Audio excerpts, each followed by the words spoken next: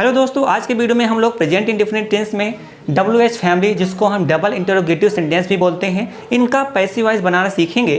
तो यहाँ सबसे पहले हम लोग देखेंगे एक्टिव वॉइस और पैसिव वॉइस का रोल क्या होता है ना, इन सेंटेंसेस को बनाने के लिए। उसके बाद जो सेंटेंसेस होते हैं इनको हम क्या करेंगे, ट्रांसलेट करेंगे। यहाँ से आपको दो चीज़ें का बेनिफिट होता है। देखिए, पहली चीज़ तो आप ट्रांसलेट करना भी सीखते हैं, जो कि हम लोग टेंस में सीखा था।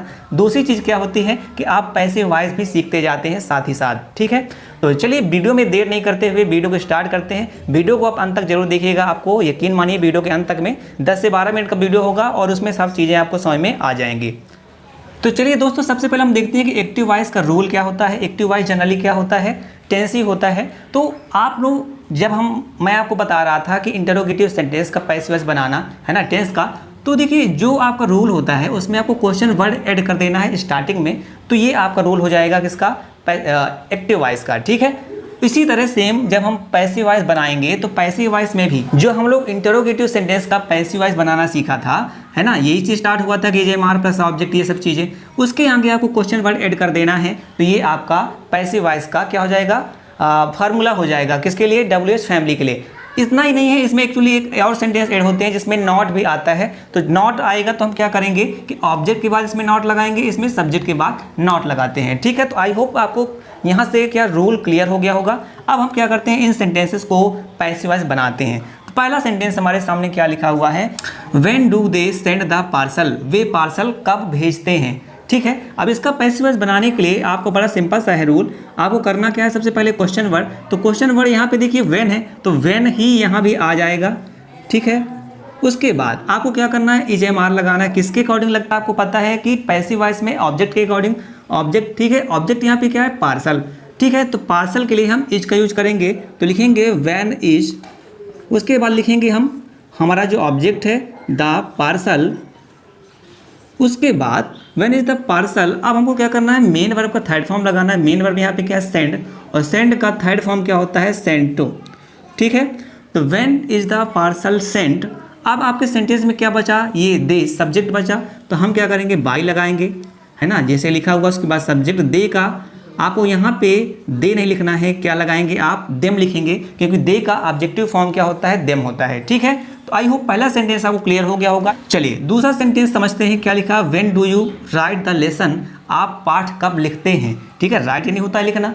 अब आपको करना क्या है कि देखिए, पाठ आप इंग्लिश में एक्चुअली लेसन होता है, पाठ कोई अध्याय बोलता है, ऐसे कोई दिक्कत नहीं है। ठीक है, चलिए इसको जब हम पैसिव वॉइस बनाएंगे तो करना क्या है, सेम टू सेम इसमें भी व्हेन से यूज हुआ है, तो सबसे पहले यहाँ भी हम व्हेन लिख देंगे। उसके बाद आपको करना क्या है, आप हेल्पिंग वर्ब लगानी है। किसके अकॉर्डिंग, आपका जो ऑब्जेक्ट है, तो ऑब्जेक्ट क्या है, द लेसन, तो उसके अकॉर्डिंग द लेसन के लिए हम क्या यूज करेंगे, इज। तो व्हेन इज द लेसन।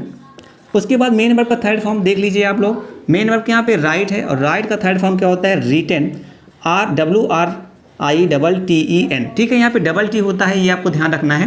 तो when is the lesson written. अब यू लिखा है आपका सब्जेक्ट, तो लिखेंगे आप बाई, उसके बाद यू। ठीक है, इसका मतलब ये हो गया कि जो पाठ है ना, आपके द्वारा कब लिखा जाता है। ठीक है, यहाँ पे इंपॉर्टेंस किसकी है, लेसन की, जो आपको ऑब्जेक्ट है, और इसमें आप किसकी इंपॉर्टेंस है, जो लिख रहा होता है। ठीक है, तो आई होप व्हेन से रिलेटेड आपको समझ में आ गए होंगे। चलिए हम वाई से रिलेटेड सेंटेंस बनाते हैं। इस वीडियो को यहीं पे छोड़ के मत जाइएगा, क्योंकि उसके बाद मैं बताऊंगा हु, व्हिच और वेयर का, जिसमें काफ़ी कुछ चेंजेस भी होता है। ठीक है, चलिए इसका बनाते हैं। क्या लिखा, व्हाई डू यू ब्लेम अस, आप हमें दोष क्यों देते हैं। या इसका हिंदी में और बोल सकते हैं कि आप हमारे ऊपर आरोप क्यों लगा रहे हैं। ठीक है, लगाते हैं। इसको बनाएंगे, सबसे पहले आपको करना क्या है, जो आपका क्वेश्चन वर्ड है इसको सेम टू सेम लिख देंगे, व्हाई। अब आपको क्या करना है, हेल्पिंग वर्ब लगाना है। किसके अकॉर्डिंग, ऑब्जेक्ट। ऑब्जेक्ट क्या, अस। अस का आप सब्जेक्टिव फॉर्म जब बनाएंगे तो क्या होता है, वी होता है, और वी के साथ आपको पता है क्या यूज होता है, आर।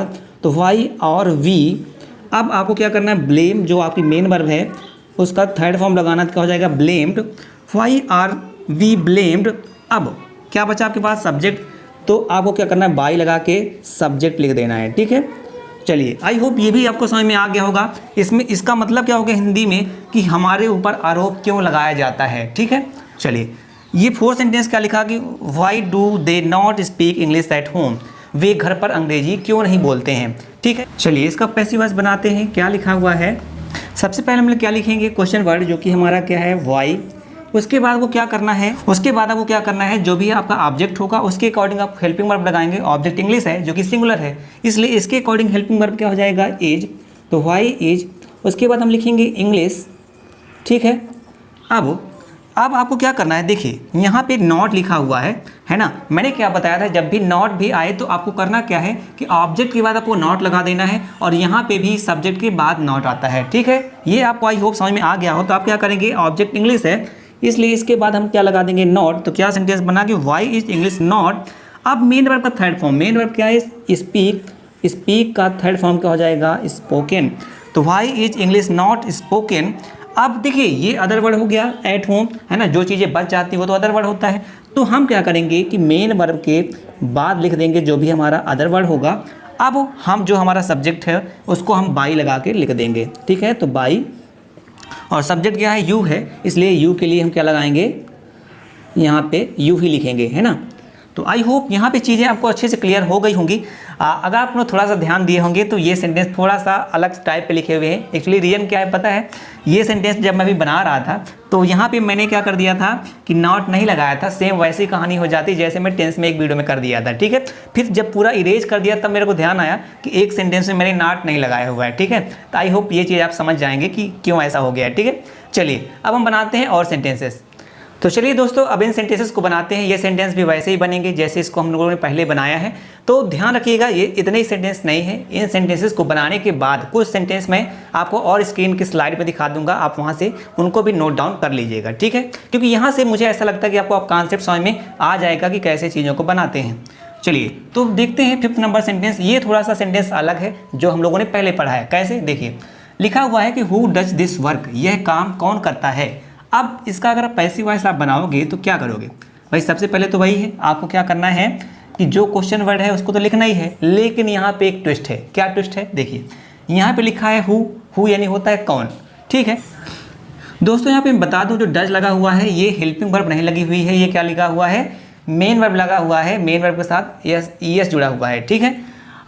ये ऐसा इसलिए होता है कि जब भी हु से रिलेटेड आप क्वेश्चन करते हैं तो वहाँ पे हम हेल्पिंग वर्ब नहीं लिखते हैं। क्या लिखते हैं, हेल्पिंग जो भी मेन वर्ब होगा उसके साथ एस या ई एस जोड़ते हैं, ठीक है। आई होप ये चीज़ क्लियर हो गई होगी। तो सेम ऐसे ही करना है कि जब हु से रिलेटेड आप क्वेश्चन करेंगे और उसका पैसिव वॉइस बनाएंगे तो जैसे हु पे आता है, ये हु हो गया क्वेश्चन वर्ड। एक्टिव वॉइस के लिए, पैसिव वॉइस के लिए हु क्वेश्चन वर्ड नहीं लिखा जाएगा, क्या लिखा जाएगा, बाई हुम, ठीक है।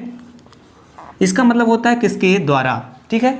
तो ये आप ध्यान रखिएगा कि हु के लिए क्या यूज करेंगे, बाई होम, पैसिव वॉइस के लिए, ठीक। चलिए बाकी सेम है, यही मुझे बताना था, बाई होम। अब आपको क्या लगाना है, हेल्पिंग वर्ब किसके अकॉर्डिंग, ऑब्जेक्ट। ऑब्जेक्ट क्या है, दिस वर्क, सिंगुलर ही है।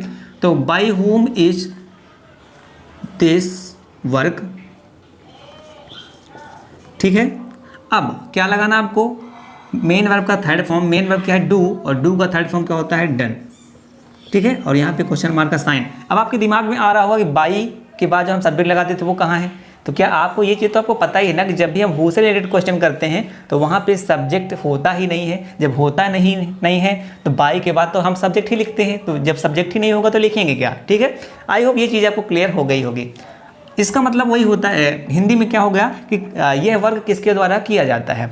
चलिए इसको बनाते हैं, क्या लिखा, why do you not like this boy, आप इस लड़की को पसंद क्यों नहीं करते हो या करते हैं, ठीक है। चलिए इसके लिए भी यहाँ तो सेम है, जैसे अभी मैंने आपको पहले बताया कि वाई जब भी होगा तो वाई ही लिख देंगे। अब आपको क्या क्या नहीं पसंद करते हैं भाई, दिस बॉय सिंगुलर है इसलिए लिखेंगे हेल्पिंग वर्ब इज, उसके बाद लिखेंगे दिस बॉय, ठीक है। अब आपको करना क्या है, आपने ऑब्जेक्ट लिख दिया। अब इसके बाद आपको क्या लिखना है, अब देखिए सेंटेंस में हमारे नॉट लगा हुआ है। तो मैंने क्या बताया था कि आपके जब सेंटेंस में नॉट लिखा हो तो पैसिव वॉइस बनाते वक्त हम क्या करेंगे, ऑब्जेक्ट के बाद नॉट लगा देंगे, ठीक है। ये चीज़ आप ध्यान रखिएगा, ऑब्जेक्ट के बाद नॉट लगाएंगे अगर आपके एक्टिव वॉइस सेंटेंस में नॉट लगा हुआ है। अब आप क्या करेंगे, मेन वर्ब का थर्ड फॉर्म, मेन वर्ब क्या है, लाइक, और लाइक का थर्ड फॉर्म क्या होता है, लाइक्ड, ठीक है।